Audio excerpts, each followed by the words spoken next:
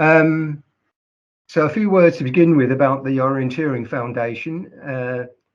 It's a registered charity in England, but it also works as a charity in Scotland, Wales and Northern Ireland. And at the moment we have 6 trustees, or 6 trustees from 6 different BOF regions.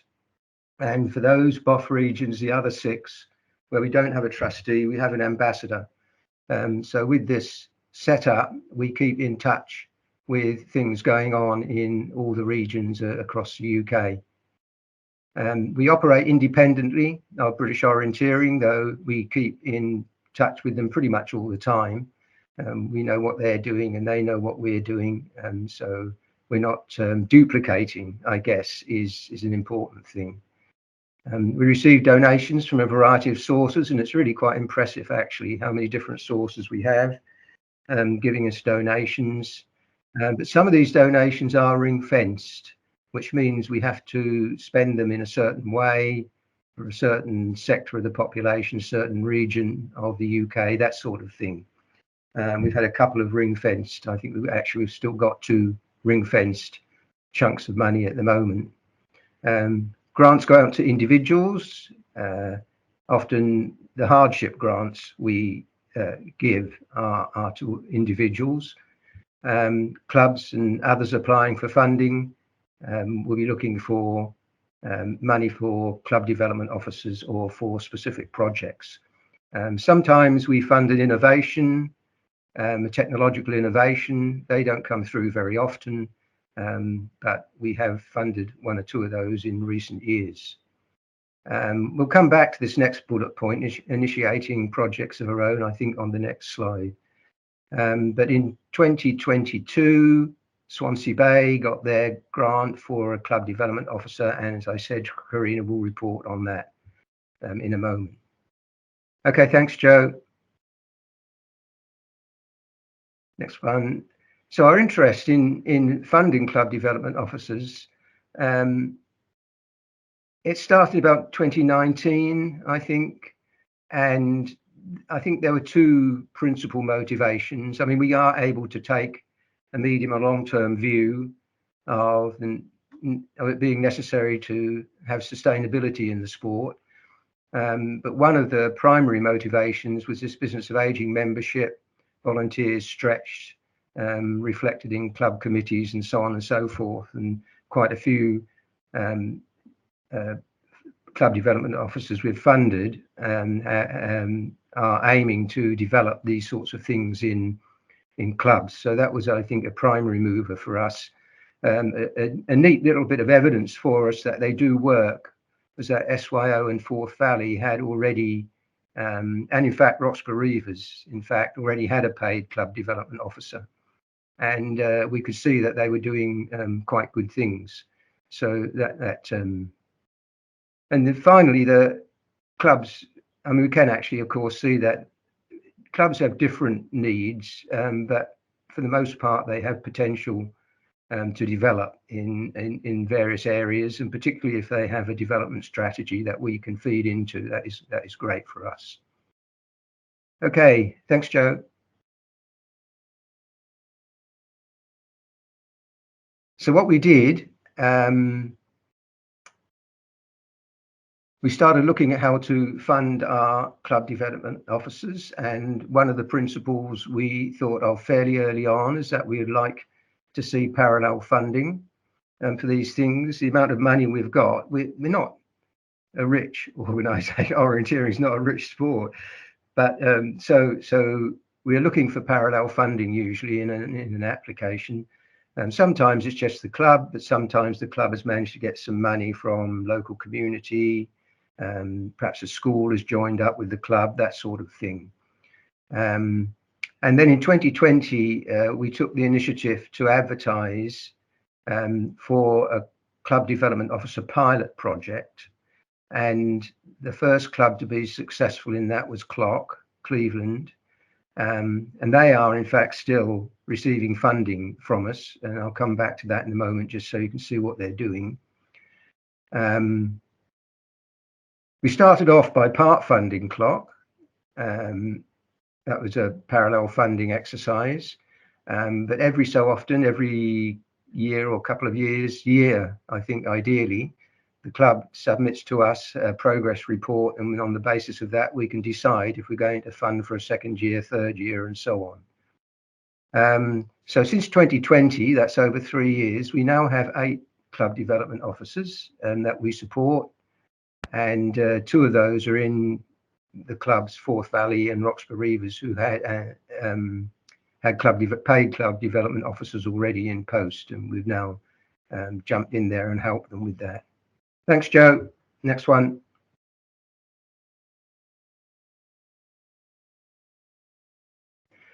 Okay, the next 2 slides have a look individually at the 8 clubs that we support. Clock, as I say, and they're in chronological order. So Clock at 2020, and then 2023, I think, apart from others, we supported Moravian around their 6-day event. And what you'll see, well, just taking Clock, since it's at the top there, increasing membership, that's pretty common aim that we see. It's much more of a challenge to try and do this in the 20 and 30-year-old age range. It's not proving too easy, I have to say, to do that. And I think we all know it's quite a difficult chestnut to crack. It's an old chestnut that we're faced with these days. Young families is quite common. Forth Valley started off aiming at juniors with their own club development officer from 2017. That was monumentally successful, and they actually doubled their membership in about 2 years taking that approach. But then they came back to us from 2021 onwards, and they're now targeting their efforts at 3 satellite hubs, I suppose you would call them, targeting newcomers, increasing members, and numbers of people coming to their events. So these are the sorts of things that the club development officer can focus on with the paid time they have, and ordinary volunteers find it might find it difficult. Swansea Bay, Karina's going to talk to us about that. Roxburgh Reivers, there's a slightly different slant here with Roxburgh Reivers. They're going to work with a cluster of schools and focus on exploiting the transition from primary to secondary. And I think that was quite successful. But also they have reached out to a range of community groups, and that is, I think, one of the other club development officers has done that as well. But reaching out to things like Duke of Edinburgh, John Muir Award in Scotland, of course, and schools and community groups like Scouts and Guides and so on. There are lots of groups that may well be interested in having some orienteering coaching and being attracted along to the events for things like health and well-being, fitness development, that sort of thing. Next one, Joe, please. Lakeland, family-friendly, health-enhancing outdoor activity targeting families.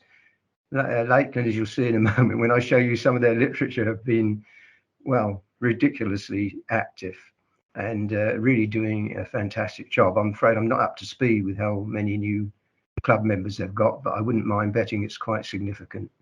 Moravian have also gone down this hubs route. Following the Moray 2023 event, they are focusing their efforts in 5 towns, small towns these are, in Morayshire. That's a very recent one, so I'm not totally up to speed with where they are with that, but we should be having a report in from them. Since we started them in 2023, now 2024, we should be having a report. South East Lancs, Lancashire, another new one. They, I think, are splitting our award. I'm not entirely sure, but splitting our award between 2 club development officers in some sort of pro rata way, one targeting adults and one targeting families. And they're running 2 development programs in parallel with one another. Derwent Valley 2023, I think it's fair to say they were really struggling. Their club had reached a point where they were finding it difficult to put on events and make the efforts to recruit. So we have funded them to kickstart the club, and there you can see they're providing training, and that's another common thread that we see through these club development officers, that there's a bit of coaching, there's a bit of volunteer training, that sort of thing. Lots of things that can be done. Okay, Joe, thanks. Yeah, okay, so this is just I made an effort to make it look like a poster board, but these are the sorts of what I call ways and means that the clubs have used to go about doing their work, or the club development officer has been going about it. Coaching, upskilling, dedicated web page, and particularly communicating with new regulars, or regularly communicating with new members, is quite a powerful tool for recruiting people to the club. One club has established some young ambassadors that go out into schools and scouts and guides and those sorts of things, working with community partners, satellite hubs, the British Orienteering Find Your Way project, sort of interfacing with that, perhaps doing a bit of introductory stuff in the club and then using the Find Your Way project to build on that. And promotional literature is very important. Newcomer information, also very important. So these are all things that I've seen club development officers using while we've been funding them. Next one, please, Joe. So a couple of slides now on just bits of promotional material, acknowledgements we receive on club websites, and some illustrations of what we get back in reports. And so I think Karina, the what is orienteering is actually from the Swansea Bay website, but it seems simple, but in fact it is very, very useful thing to have on your website, so that people who are not familiar with orienteering have a knowledge of it, some knowledge of it when they come along. Couch to Green, Track to Green. This was a flyer for the clock projects, two projects, the Couch to Green aimed at adults who spend more time on the couch than in the forest, and the Track to Green for people who are already physically active. And I think there was a sort of 5K target in those, running up to 5K in terrain, in green terrain. The bit in the middle is the Forth Valley advert for as you'll see in a moment, club development officers come and go. I'll come back to that. So Forth Valley has, I suppose one might say, been plagued by this. There's a lot of young active people in the Forth Valley area, a lot of ex-GB squaddies and things like that in the club. And they're all trying to build their careers. And unfortunately, what that means is that club development officers that they're, or officer positions that they're appointed to, they come and go. So this is an advert actually that Forth Valley put out for the fact that I think may have been for their most recent transition to a new club development officer, just part-time role, 2 days a week. The other things on the page, I think, are acknowledgements that we've received on club websites.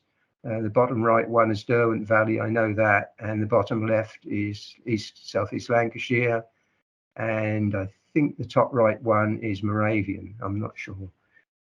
Next one, please, Joe. This is the second slide of these promotional things.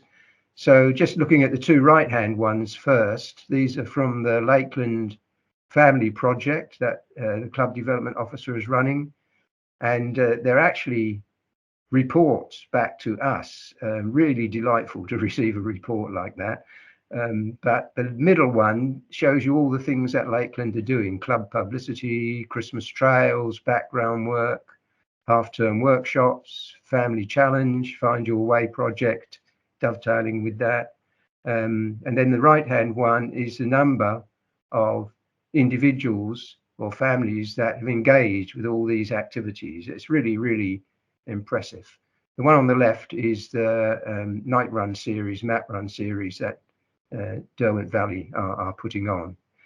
So this is either promotional stuff like the Derwent Valley stuff, or it's the sort of material we see sometimes in the reports that we receive. Okay, next one, Joe. I think there's just a couple to go now. So we're learning as we go still, and we have these 8 club development officers, and the indications we have are that these things do work, and that is very encouraging and encourages us to continue to support these initiatives. And then there's a list there of the typical aims that we've been seeing, including the coaching and upskilling at the end there, club volunteer capacity, increasing that, targeting young families, and so on and so forth. And that there's a variety of ways and means to achieve these things. So rather more subtle, having a club development officer probably not only contributes enormously to the club development strategy, but almost certainly raises a profile of development in the club, which is good, and may well also lead to more people being pulled into helping at events. But as I mentioned just previously, recruiting and retaining CDOs is not easy, particularly if they're young people, because they're looking for career progression and job security. And if another job comes along where that is better, then of course you can't blame them if they want to move on. So 1 or 2 clubs have had quite a switch around of club development officers. Forth Valley, I think, may have had 3 or 4 now. It takes time to build momentum, and this is very important when if you want to apply to us for funding for a club development officer. It may well take 2 or 3 years before you see any progress, but you really need to be recruiting someone and looking to fund 2 or 3 days a week, because 1 day a week is just not enough. The poor club development officer has only just started their day when they have to finish again. So they're sort of yardsticks or pointers to what you might be looking at. The next point is really important as well, to think about how you might be able to sustain any progress you make when, say, your 3 years of funding from us or other parallel funders, it comes to an end. That is really quite a challenging thing, because you might have a lot of activity, a lot of people coming in, and then that activity stops because you don't have the capacity yet in the club. So one thing to really consider is getting capacity in the club to keep the project going after the funding finishes. And together with British Orienteering, we're collecting best practice tools. I think, Joe, next slide. I think there are a few on the next slide, which I can, publicity programs, program materials, feedback, promotion, other materials, all these things we're collecting. And British Orienteering also has a web page that tells you how to work with a club development officer, and those things will be on there as well. And is there another slide, Joe? Oh yeah, the all-important application. Well, obviously every case is an individual one and may well be different from the others, so we treat every case as an individual application. We're looking for a strong view forwards, vision and commitment. There has to be milestones that we can measure you against, and that you'll probably want to measure yourselves against, actually. Financial aspects have to be sound, and the business of sustainability I've just talked about has to be there. And on the right is one of Forth Valley's. This guy has now moved on to a permanent position with an outdoor centre, full-time, 7 days a week. So he was one of these people who's young and upwardly mobile. That's it, Joe.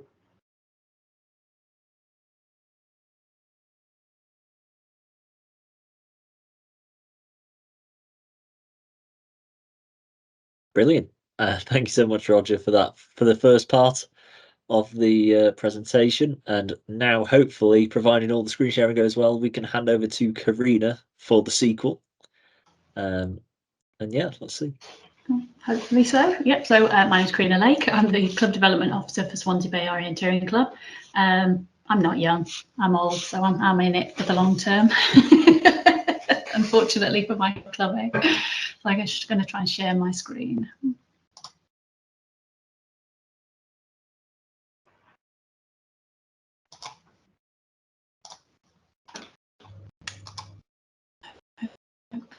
So I'm going to turn my camera off so it works a bit better.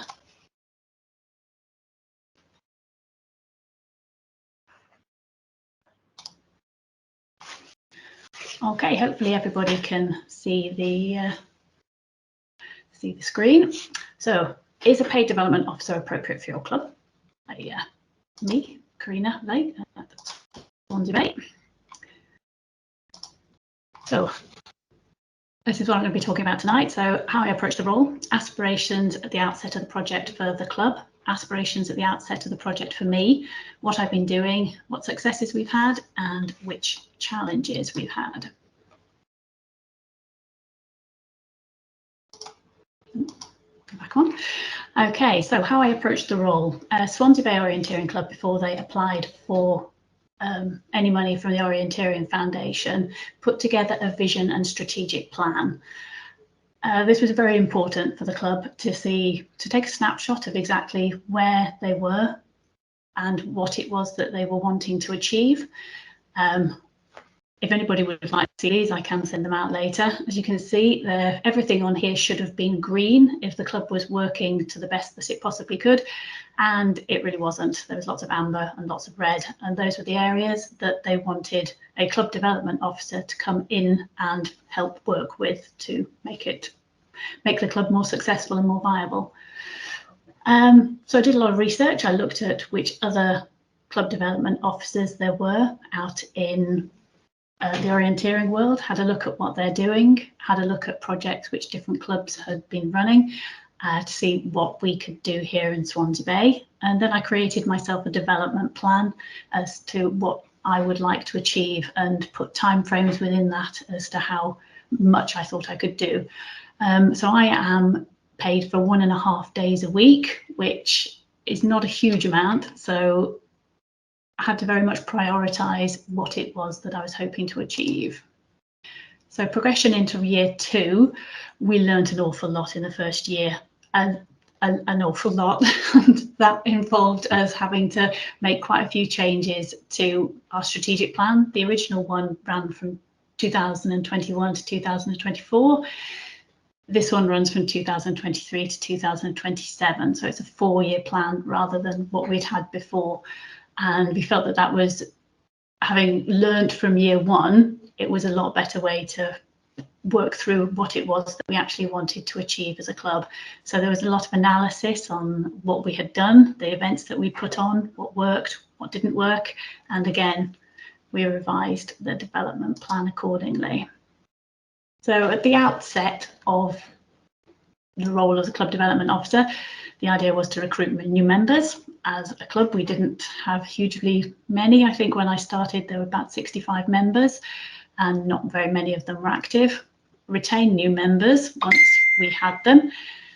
Development of existing members so that we could continue to develop the club and create a thriving environment for people to be in, and to enhance the club experience for all members.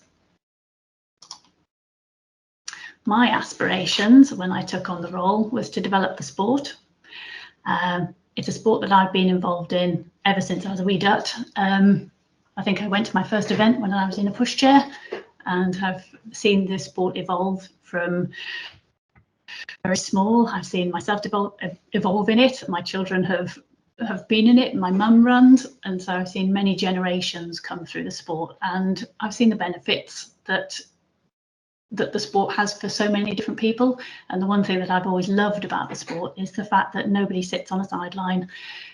Everybody gets a chance to go out there and do that, and that's something quite a lot of our families say, is that it's great that they can all take part. Nobody has to be sitting and shivering at the side whilst another person takes part. I wanted to ensure that all the activities and events were accessible for all, so all ages, all abilities. want to make orienteering fun, make people feel welcome and safe when taking part, and create a thriving club that will last long after my role ends.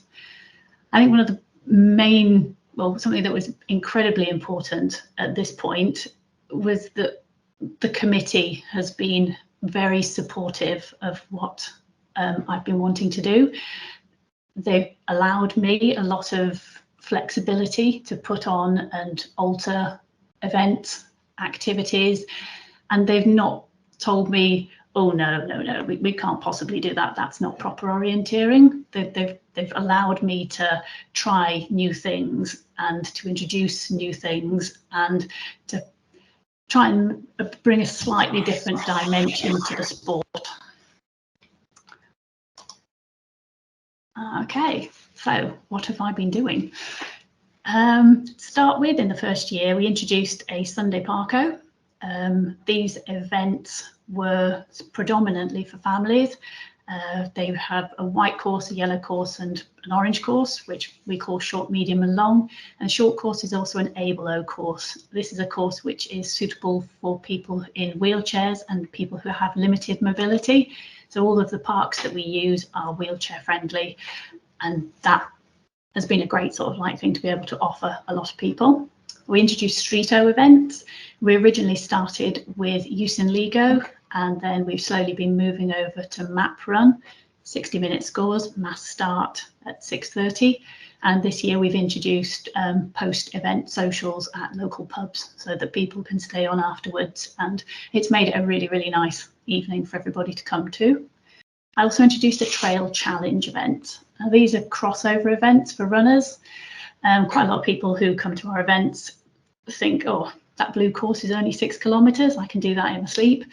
And they really, really can't, because yes, they can run 6 kilometres, but they can't navigate and run 6 kilometres. So these are a really great introduction to orienteering. So it's a basic Orange Standard course, and there's 5 kilometres or 10 kilometres, but it introduces them to an orienteering map, which is very important, and the concept of basic navigation. And that has been incredibly popular with ladies, probably about the 40s age categories actually. They've very much enjoyed these events, and we've had quite a few ladies join up on the day once they've been to a few of the events. Activities. This year we've put on a lot of different fun days. These have been predominantly in parks in Swansea. The first set of fun days that we did over Easter involved a lot of different orienteering activities. Progressing from the first one that we did was a permanent orienteering course, then we used pin punching, then we used SI, so that people who were coming to the event could see the different types of orienteering that you could do. And it also showed them that all the different parks within Swansea do have permanent orienteering courses, and they could go out and explore as they wanted to.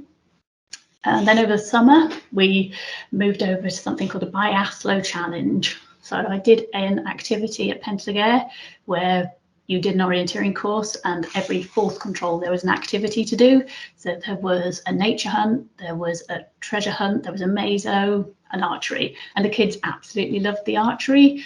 And so I thought we'll combine the two, and we created the biathlon challenge. So it was basically a butterfly course with the archery in the middle. So they'd go off and run one course, do a round of archery, do another round, and then another one of archery, and they got points, time knocked off for however many points they got on the archery set, and that was great fun. Then this year we've been putting on the Quest, which is the equivalent of a treasure hunt. So the score style, and then they complete challenges at each control, and then they work out all the different clues to get to the treasure chest. So the clues will involve doing some map direction, looking at map symbols, control description symbols, and the idea is they get all their clues, they answer all the questions, and it gives them a code to unlock a treasure box. And inside the treasure box is gold, well, gold coins, which the kids absolutely loved. Whole club development. I've also been putting on an awful lot of activities for club members. So this year we did something called a Midsummer Madness handicap run, which was up on Kefin Bryn. So everybody told me how long they thought they could well, how fast they thought they could run a 5-kilometre loop of Kefin Bryn. And I put them all together, we set them all off, and the idea was they all got over the line at the first time. Unfortunately, some people were perhaps a little bit didn't think they'd run as fast as they did, or they wanted to win. So I needed to look at the times for that one. I also do a spooko in the park, which is just good fun. And then this year we did a Midwinter Madness Torchlight handicap run around a local park as well. And these have been great fun to get all club members to kind of come along, informally run against each other and try out different types of activity, which has been really good fun. Training, we put together various different club runs over the summer, step-up sessions, use of map run. So we've done urban training, we've done park training, and yeah, so there's a lot of different ones we tried this year, and we're putting together a much stronger program for next year, because based on what worked this year. Winter Club Hub, we've had club nights last year, were in Swansea, very close to one of the big parks there, and that involved coaching for newcomers, juniors, event planning, organising, use of results software, mapping, and that was followed by a fitness session. So we're running those again this year in a new hub, which is at Pentlegare Valley Woods, which is brilliant because it's got on-site parking. It's just off the M4, so it's accessible for lots of people. And then we can use the park afterwards for the fitness sessions. So there's a lot that goes on a Wednesday night over the winter when the nights are a little bit darker for all club members. That's the next one, junior development. One of the things we wanted to do was develop juniors. So we've set up the Swansea Bay Junior Squad. We designed new junior squad tops, and the club funded these. The idea being that for the length of time that a junior is with us, they get loaned one of these tops. When they grow out of it, they get the next size up and we get that one back. So no child has to potentially buy their top unless they really, really want to. We also loan them compasses, dibbers, everything that they might need. We also have a box of second-hand kit and shoes that they can dip into as and when they want. Orienteering can be difficult in the fact that you always need somebody to be able to take you to events. So if we can help reduce the cost for families of kids participating, that is what we do. We also, all of our juniors run at our local events for free. And so that again helps to bring down the cost, which is great. And this year they got to the big final and came second in the Shield competition. And that was an absolute joy to actually go to. It's the first time the club's been there, and our younger juniors, who you can see in the picture, Sam, Lucy and James, it was their first experience of orienteering outside of Swansea Bay, and they rose to the challenge and they were absolutely brilliant and loved it. So yeah, it was really, really, really, really good day. Yep, so we've increased the amount of coaching opportunities that we offer. So prior to our Winter League events, we have an hour's coaching that they can do. We're also going to be putting up more coaching as the year progresses. We've added a junior section to the website and populated that with more information so that people have an easy way of finding out about the club. Well, reward booklet. Now, this is something I very much wanted to develop for quite a long time. So this has been designed as much of an award scheme as it is an information booklet, and in it is filled with practically everything a parent might need to know to help their child develop, and also an awful lot of things in there that a child can use to develop themselves. It's a booklet which they can take to events, and they can get other people to sign off for them, and they pick up awards which are the equivalent of your colour-coded awards. So we call them the Seren Awards, which is the Welsh for Star, and they go from TD 1, 2, 3, 4, 5, and then they go to 5+, which is our Brown Award, and that is for people who then progress up to talent squad level. They've also got the Participation Awards, and they are so trying to encourage kids to go to as many events as possible, so they get different badges depending on how many events they've been to. These have now been produced in English and have been distributed across the whole of Wales for use by South Wales Orienteering Club and Aruri. unfortunately not MWOC, as that club has recently mothballed. I'm currently waiting for the Welsh version to be approved by our translator, and as soon as that's done, we'll have it in Welsh as well, which for me personally is very important that we have dual language, as we do live in a part of the UK which has 2 languages, and Welsh is very prominent in a lot of places. I've been designing promotional leaflets. So these are handed out at fun days when people attend. It has a bit of information about the map. It has a little bit of information about the different skills that people can learn. And it also has a guide to the types of courses that you might be able to come across. And then on the back of it, it has links to permanent orienteering courses and virtual events that we can do. And it's just something that's quite handy to be able to hand out to people who come along, and they can take it home with them and they can use it whilst they're doing activities as well. Okay, visibility. Club identity. I've been building a very strong brand for the club. So whenever we order anything new, it is in the club colours, which, well, to be honest, I mean, come on, everybody knows that the Swansea Bay jacket's the best. Awesome colours and everything. It means that we are highly visible and identifiable. So when we're doing events and activities, generally all the helpers who are there always have the Swansea Bay jackets on, and then people know that we are kind of in charge of that particular session, and they're happy to come up and ask people, and yeah, we're highly visible, which is really, really good. Decoding the sport. I've been creating details for final instructions for all of the different kinds of events that we do.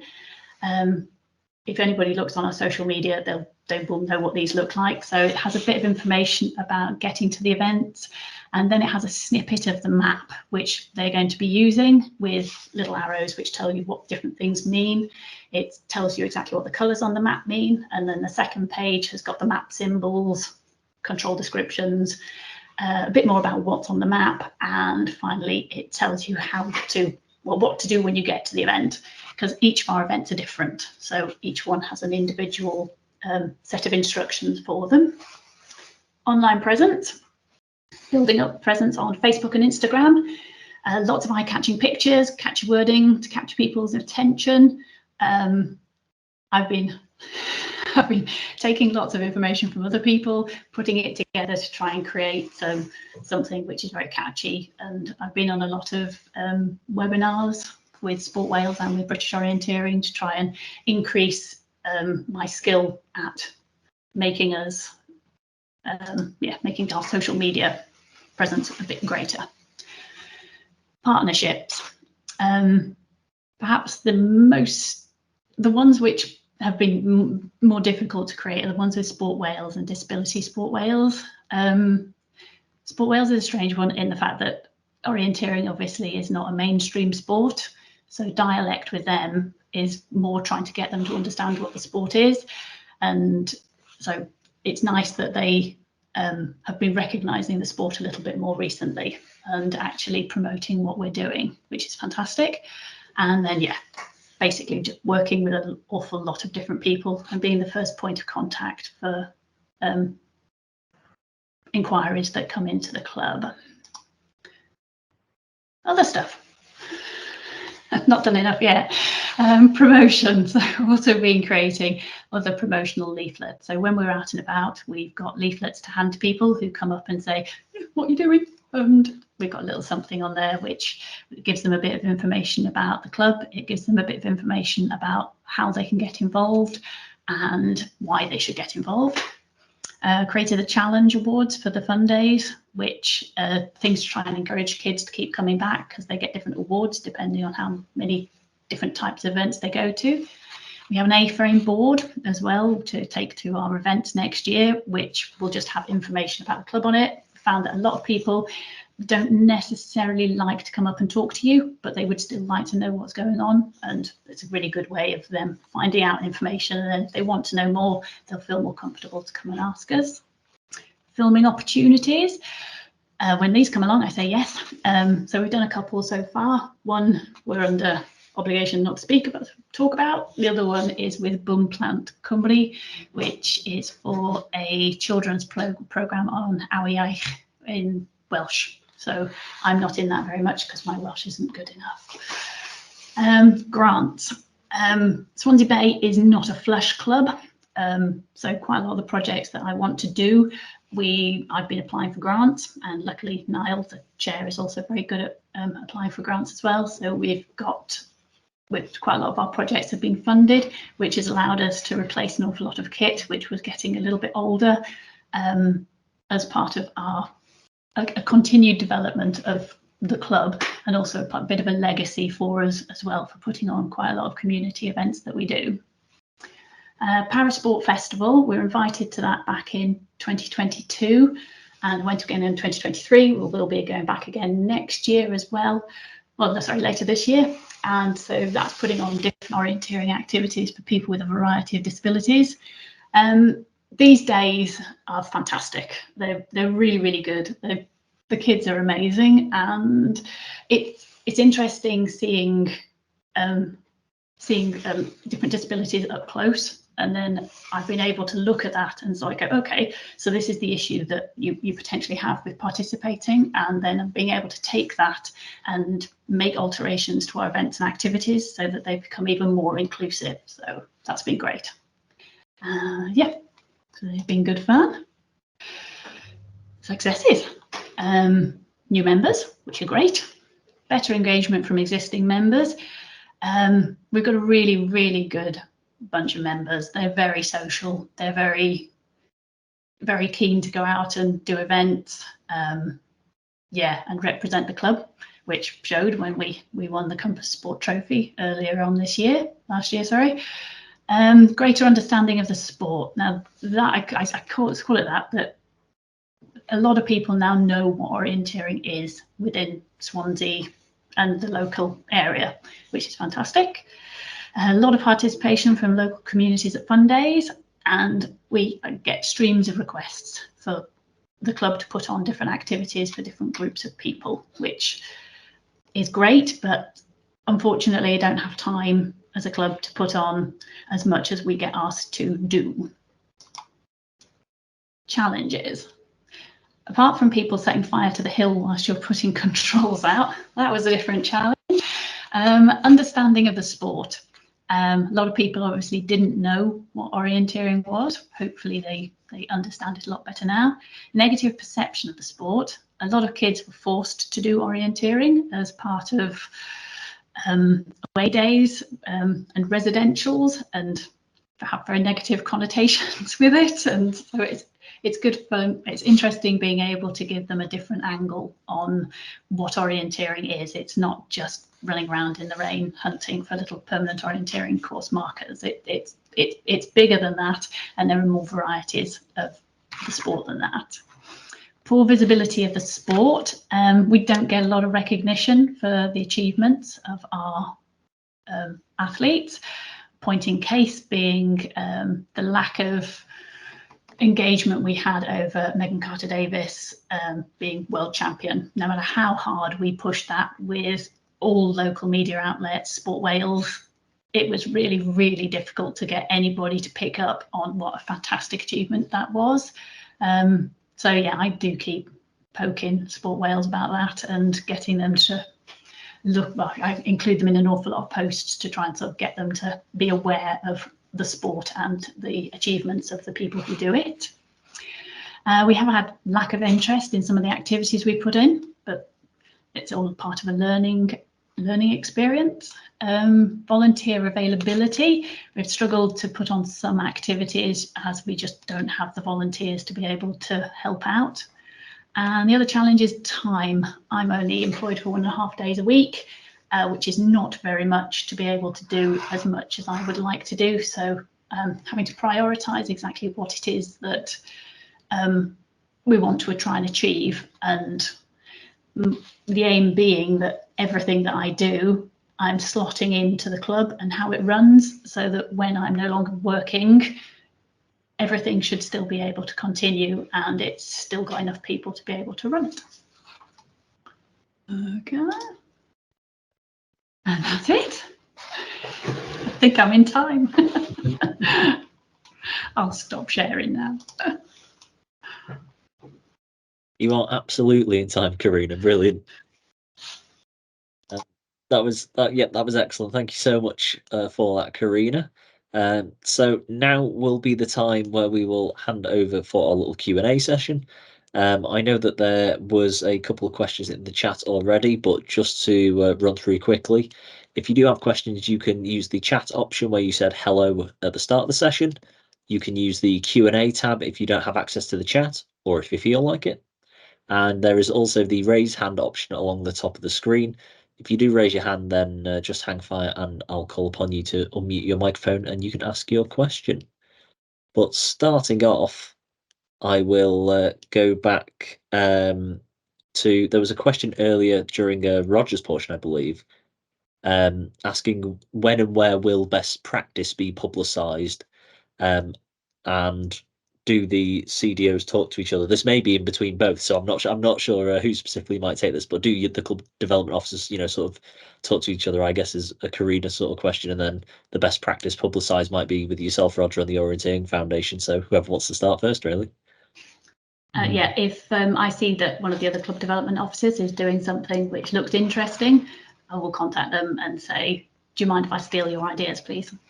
And same with them, if they've seen something that I've done, I've sent them over information on what I can do. The main one being the Sarah Award booklet, which has been shared with a number of different people to adapt as they see fit. Excellent. And Roger, just the question about I guess where the best practice is publicised within the Orienteering Foundation side of things. Yeah. Well, British Orienteering have 2 or 3 web pages on, well, certainly practice, whether it's best practice. I think we're still working out, balancing what one club does against another. It's quite difficult to say at this stage what is absolutely best practice, because different clubs have different aims. But we're beginning to compile a list. When will it be in the Orienteering Foundation? When will that be available? Well, that is now we've got a bit of an incentive from the person who asked the question. No, it's active at the moment, and we're adding to it. So, I mean, actually, I suppose we could start publicising it on our web. We have, in my humble opinion, have a very good website, packed full of information. And I'll talk to the other trustees about perhaps now getting the material that's being collated up onto the website. Excellent. So check the website.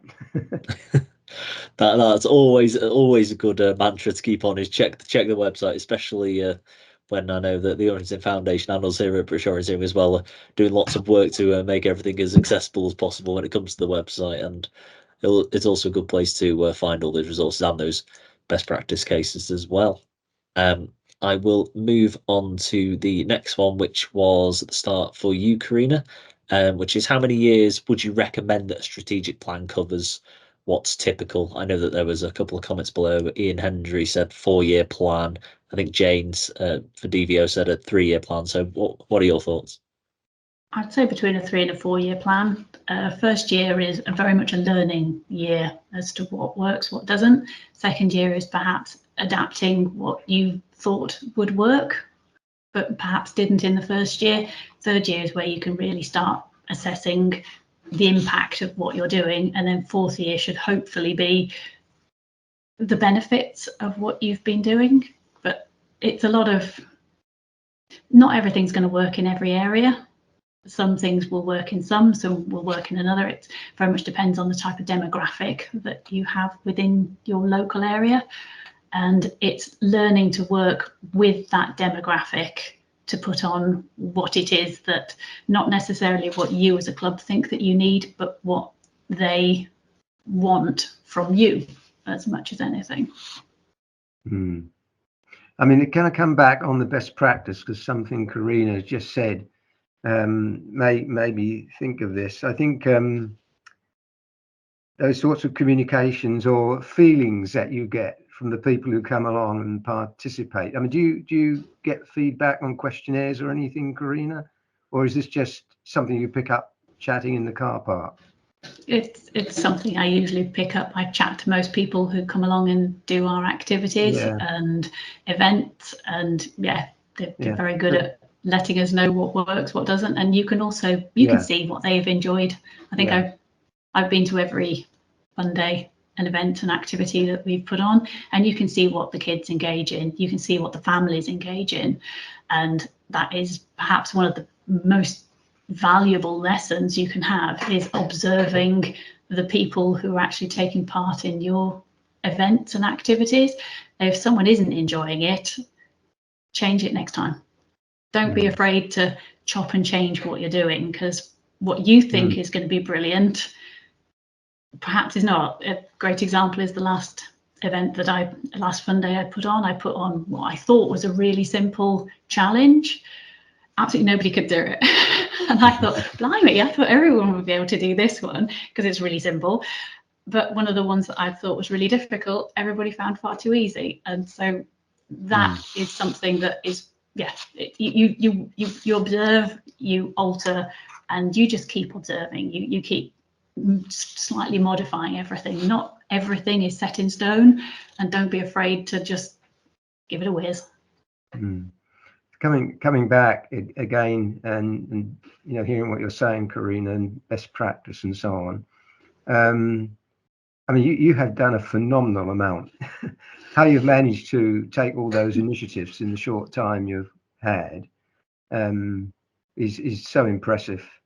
But the point you make about not persisting with something that doesn't work, and I think Hope Clock don't mind me saying this, but I think their initial plan wasn't working out too well, and so you mustn't hesitate to change, and we would understand that as a funder. I mean, it's no good banging your head against a brick wall, for 2 years. And so, as you say, plan in your first year, find out what works, what doesn't work, and focus on that. Yeah, excellent. And I think also what you were just saying, Roger, leads quite well into the next question, which first half praise from William, just saying talking about the range of number of activities you do in a day and a half a week is brilliant. For the question, how do you do it? No, seriously, how do you do it? Yes. So do you plan and organize things and then get delivery help from club members? I guess it's more just how do you fit so much into such little time? I have to say that having an experience of everything within the club means that I can perhaps do it quicker than a lot of people can. I know exactly what it takes to put on an event. I know exactly what you need to be able to put on an event. I'm able to use all of the software that's needed. So when I'm looking at that, I mean, I'm working towards my level 2 coaching course, but I've been through coaching with juniors, seeing my boys do things, and you just pick up a degree of knowledge as you're doing these things. So when I come up with a concept or an idea, I can immediately put it into practice and put together the bare bones of it, and then call on different people to flesh it, as it were. So quite a lot of the things that I do, I run past more experienced members, so and get them to suddenly say, well, that's not brilliant, that's not great, and then I can put it together. But at the end of it, I can run an entire session myself by putting it all together, so that on the day, the helpers come in, and that's what they're there to do. They're there to help make sure that the session runs smoothly. The whole idea, I'm very wary of making more work for the club by what I do. And people may know I'm also the fixtures and permissions secretary for Swansea Bay. So I know the areas, I know what permission restrictions there are going to be. I know most of the landowners, I know most of the rangers within the parks. So I automatically know that they will be on board with doing particular things. So I don't have to worry about that what I'm doing is going to cause any upset. I can get it sorted very quickly, efficiently, and deliver. Excellent. Coming up to the next question, You're mentioning obviously trying to get into the media, sort of discussing Megan Carter Davis's fantastic achievements. Do you use the profile sort of in your promotion, and when it comes to promoting the club, do you use that as sort of, I guess, your best case, high achiever? Yeah. Come and meet the world champ. Yeah. Yeah. Yes, we do. You will notice that on practically every bit of literature that we send out, I always try and show where people start and where they've ended up. So on the junior leaflet that we've got, it shows Megan when she's young, and then it shows her holding up her gold medal, and it shows some other kids within the club. It happens to be my boys because I have pictures when they were small and doing this, and then it shows them on a podium with medals. So I think that is nice to show that they've actually got that. And then in the adult literature, I always make sure that it shows a wide demographic, that we do cater for literally 4 to 84, and that's very important. But yeah, having Megan as and Chris Jones, we do like to steal him occasionally as well. Yeah. Brilliant. I believe this is one for you, Roger, in hopefully bringing one back over to your side. So Ian asks, are the Club Development Officer reports to the Orienteering Foundation available to general orienteers, so available to the public, or is that just internal? Yes. If you go onto the website, there is a list of awards, and then on the right-hand column, it might say "and report." And I think, because I see them in meetings, so I don't bother to go to the website. But I think if you go and click on that, you'd probably see the report. Yeah. We love. Sorry. I sort of demeaning them a bit, but we love glitzy reports, with nice sort of things that sort of Lakeland produced for us. All the evidence we need is in a poster, that sort of thing. It doesn't have to be detailed, written page after page sort of thing, something concise and with all the facts and figures. But there are the milestones that should be idea. I mean, some of them are realistic. I would say some of them we've seen in applications aren't realistic, but we understand that. But we need to see the milestones achieved in the report. Yeah. I've in the background, I've quickly popped onto the website and followed the instructions, and I can see in some of the awards on the side, so you've got articles that'll say award and report. So what I'll do is I'll pop the link to the project's funded page in the follow-up email that'll come tomorrow, and then just with the instructions on where to find those as well. I think Howard's put the link in the chat now. We're on the same wavelength very clearly. That's good. So that's something that is available for everybody to view, and you can go and see the reports that have been now given the credit, even though you probably see them far too many times to appreciate them anymore. but not every report is on there. I'm afraid I don't know the reason for that. Perhaps they're compromising in some way. But I don't think so. But it's not all the projects that we've awarded funds to that have reports against them. So it's a sort of subset, I think, that you're going to see when you go there. Yeah, perfect. We've had a couple of questions. I think this will be for Karina's side on sort of the planning of it, about the metrics. So what sort of metrics you use on projects? Do you set SMART goals in your strategic plans? And if so, how do you gauge what's realistic or what's a bit of a stretch? For example, if you're seeking growth in participants at events and that sort of thing. I don't think we've set any SMART goals on our strategic plan. It's I've not actually read it recently, but I said no. I don't think that I do set specific SMART goals. The only thing that we really look at is participation by existing members, participation by members outside of our club, and independent people. And then we look at the turnover of people who come along to our events who are independent, who then turn into members. And I have to say that we don't get a huge number of people to our event from outside of the club. We're very remote here now with the mothballing of Mid Wales, which is very unfortunate. And we've got South Wales to the east. We're very lucky if we get many people outside of Swansea Bay actually turning up to our events. So everything that we do has got to pretty much self-sustain within our little bubble here. We'd love it if more people came to our events, but so yeah, we know exactly. It is, I'd say, 80% of the time it is people from our club who are attending our events, and then yeah, maybe 5% are from other clubs, and the rest are independent. Excellent. And a question which I'm very thoroughly unsurprised to see, which is from Jane, and she says, Karina, your promotional material looks amazing. Would it be possible for you to share it with the group, share it with this group with the recording afterwards? Yes, yeah. If you let me know which particular bit, I can. The easiest thing for people to do is to message me, and I can share anything that they would like to see if they have a Canva account. So I don't know how many people here use Canva. It was talked about in the last one of the webinars last week. It's a fantastic tool.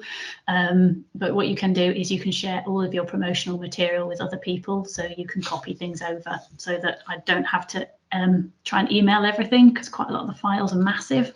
And you'll be able to just look straight at them, make a copy of it, and then you can adapt anything that you want to on it. Happy to share anything that you want. Yeah, if you'd be happy for me to, Karina, I can share your email in tomorrow's little roundup. Yeah.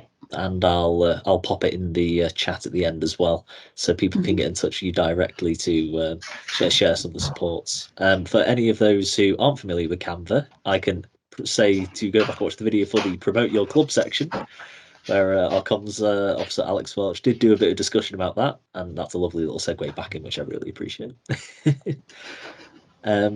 I think in terms of questions, I'll just do another run and a little final call out for if we do have any more questions. Let me have a look.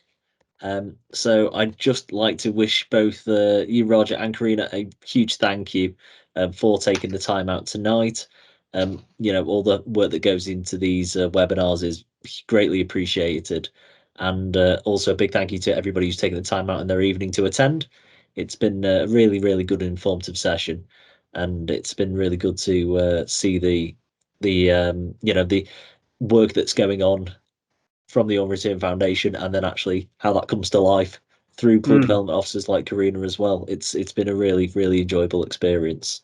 What I will quickly do, if I can pull up the right tab at once, is I'll just pop in some email addresses. So I will pop in. Roger, are you okay with your email address being shared, or do you have a general sort of Orienteering Foundation one that you prefer? No, that one's okay. The one you've got is okay. That's no problem at all. I'll pop all those in the chat now. That also includes mine and Howard's email addresses. If you want to come and give us a nudge about anything, BOF, webinar, development conference, anything you can think of along those lines, as well as links to the rest of the sessions and to the YouTube playlist, where you should find this video in sometime tomorrow afternoon, as long as the editing process isn't so bumpy. I will make sure to you should all expect to receive that email tomorrow. But with all of that, I'll say a huge thank you again, and thank you very much for attending this evening, and have a wonderful rest of your evening. Thank you very much, everybody. Thank you. Thanks a lot. Thanks, Joe. Thanks, Karina. Thanks, Roger. Thanks, Joe.